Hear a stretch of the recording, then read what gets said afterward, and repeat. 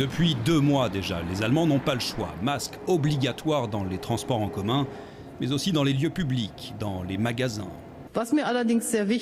Avec l'assouplissement des restrictions, il faut porter le masque, dit la chancelière allemande. Les Parisiens qui oublient leur masque dans le métro peuvent perdre beaucoup d'argent. 200 $ et 100 $ si on vous voit jeter un masque par terre. L'Italie, qui a été l'épicentre de l'épidémie en Europe, n'a pas tardé à agir.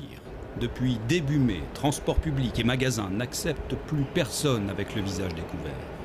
La ville de Moscou, elle, a ajouté les gants obligatoires dans tous les lieux fermés et les transports. Et comme tous les pays agissaient en ordre dispersé, WHO has also updated its guidance on the use of masks.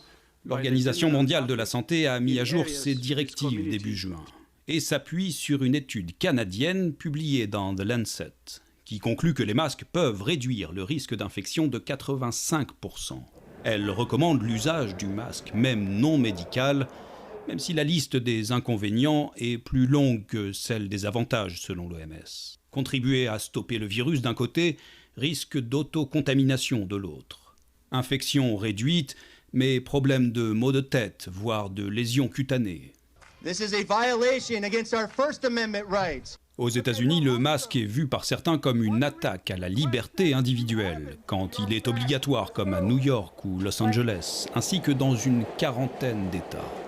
Et une partie de la population refuse par principe de le porter. Autant de problèmes qui n'en sont plus depuis plus de 15 ans dans les pays touchés par le SRAS en 2003, en Chine, mais aussi à Taïwan, en Corée du Sud ou encore à Hong Kong. Le masque est automatique dès qu'un virus circule. Peut-être qu'il deviendra désormais un réflexe chez les Occidentaux. Ici Mathieu Prost, Radio-Canada, Montréal.